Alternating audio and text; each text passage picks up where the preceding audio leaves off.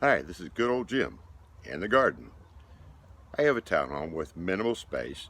I've got about 90 square feet, which is not a lot, but it sure will grow a lot of vegetables. It actually is very rewarding work to do, and you eat what you grow, and that's also very, very rewarding.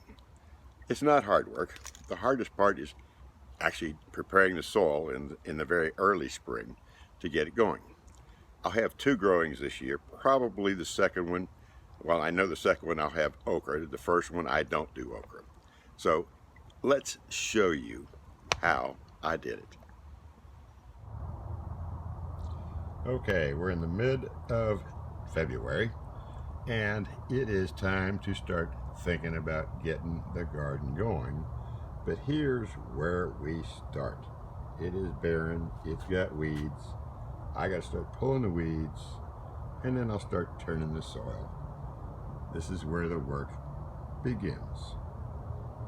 It is March 1st, and it's time to turn the soil and get it ready for planting, which we hope to do in about the next week or so. And this way I turn over the compost.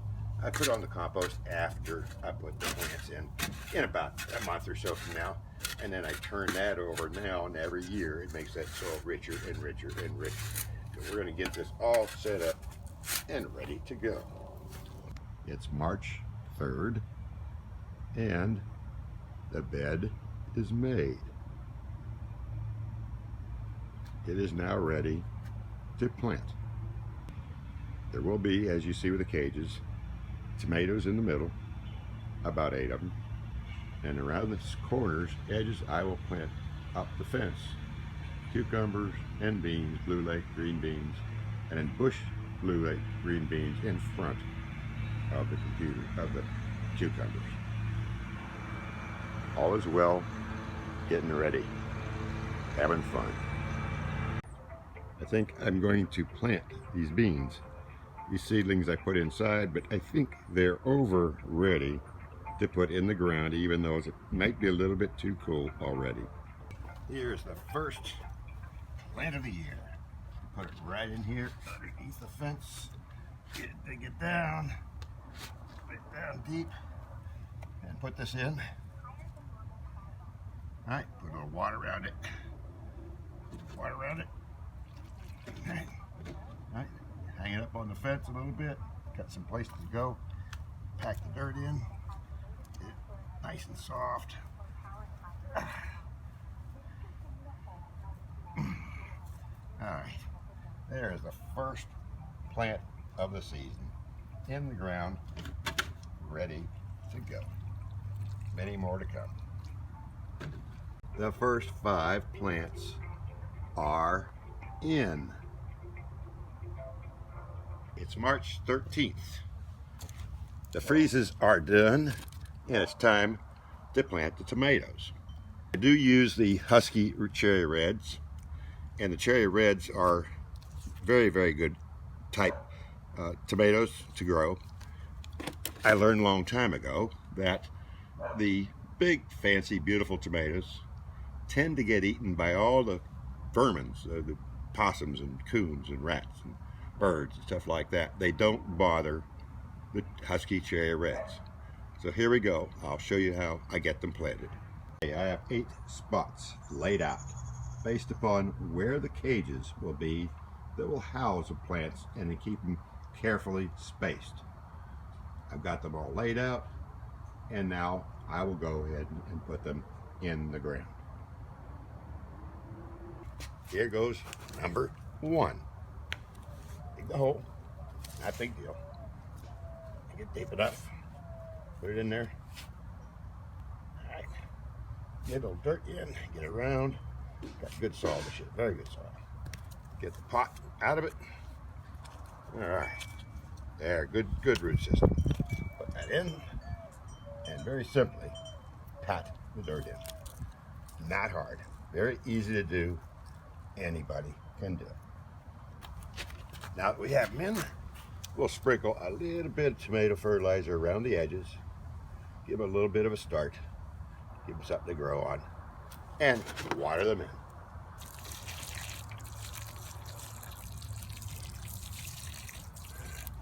off they go. Now we'll get some beans in.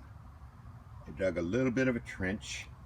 I'm going to use a bush Blue Lake bean, and so the bush beans will be out in front of the cucumbers, which are going to grow up the fence.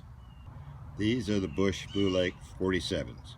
On my way, I'm going to put them in about every 3 inches, and later on you'll see how I thin them down to about 6 inches. So we just put them very simply, put them in about 3 inches. No big deal. Put them in, right, about 3 inches, and then we take them and cover them up. They're about maybe a ½ an inch under the ground. That's all there is to that.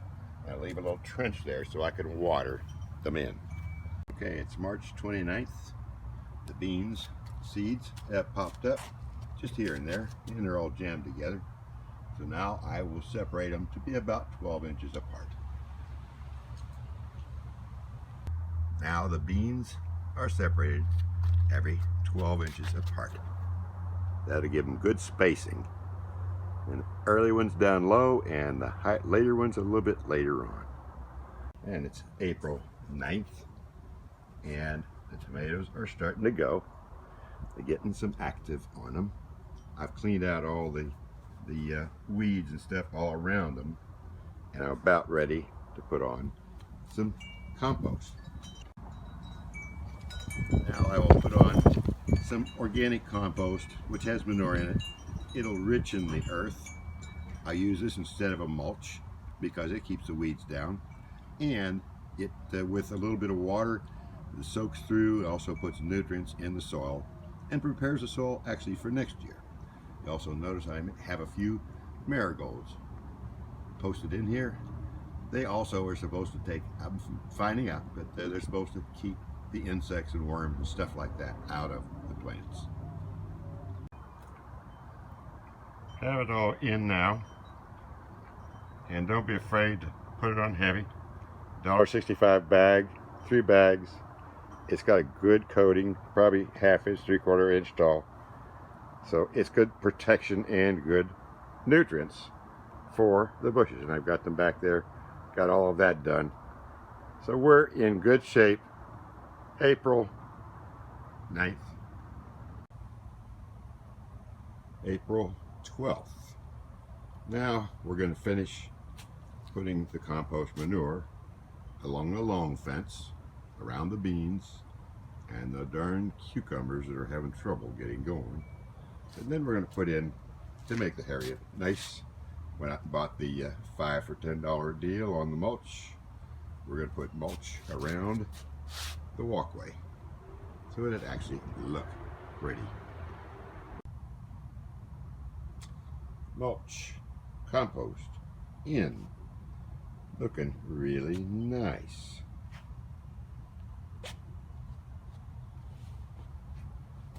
Everything looks like it's in order. I have a nice walking area here around my plants. Be easier to pick the vegetables when they're ready.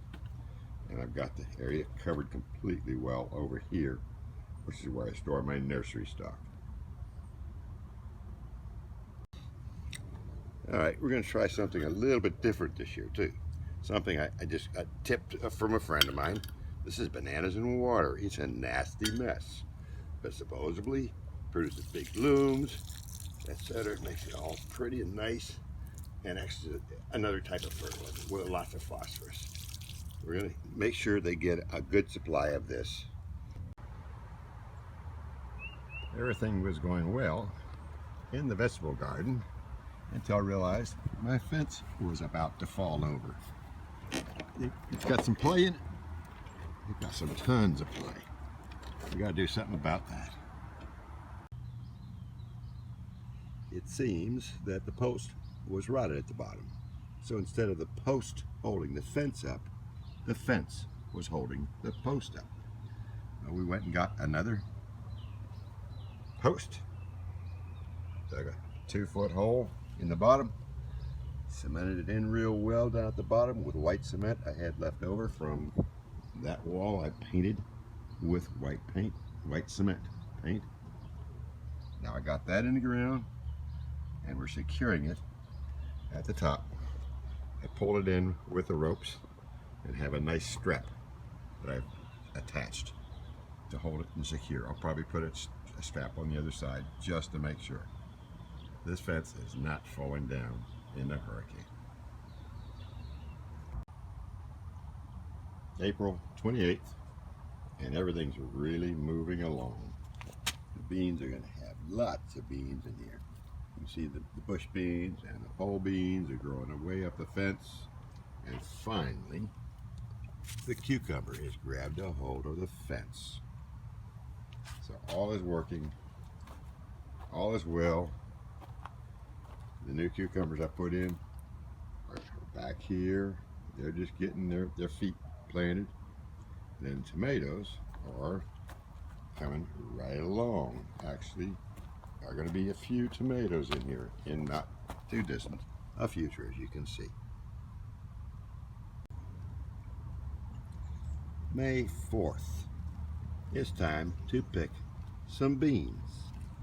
53 days after planting the seeds, they are ready to eat. It's May 13th, 2 months after planting the tomatoes.